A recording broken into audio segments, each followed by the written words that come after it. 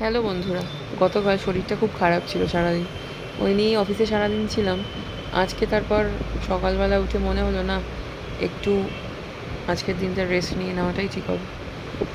তো সেরকম কোনো প্ল্যান ছিল না যদিও রেস্ট নেওয়ার, তবে রেস্ট নিতে হলো আর কি, বাধ্য হয়ে। কখনো কখনো আমাদের শারীরিক পরিস্থিতির জন্য রেস্ট নিয়ে নিতেই হয়।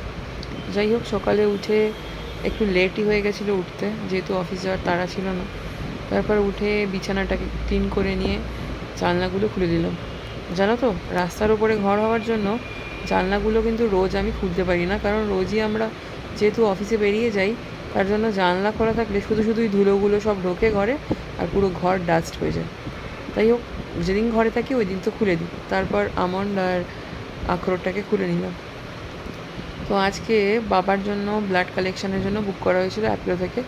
এই যে দাদা এসেছিলো, উনি সব ব্লাড কালেক্ট করে নিয়ে গেছে, বিকেলে রিপোর্ট দিয়ে দেবেন। তাই কারণ বাবার প্রতি 6 মাস অন্তর বা 3 মাস অন্তর ডক্টর দেখানোর থাকে, তার জন্য তার আগে একবার করে চেক করে নেওয়া। আর আজকে ব্রেকফাস্টে হয়েছিল ডিম সেদ্ধ, মিক্সড ডাল আর রুটি। তারপর আমি বসে পড়লাম মাসের মাসকাবারি ফর্দটা ওকে বলার জন্য। ফ্লিপকার্টে আমরা বুক করি প্রত্যেক মাসে।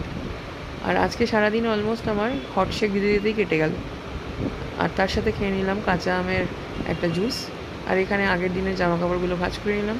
আর দুপুরের লাঞ্চে ছিল এই সিম্পল মেনু। জানিও তোমাদের কেমন লাগলো ব্লগটা।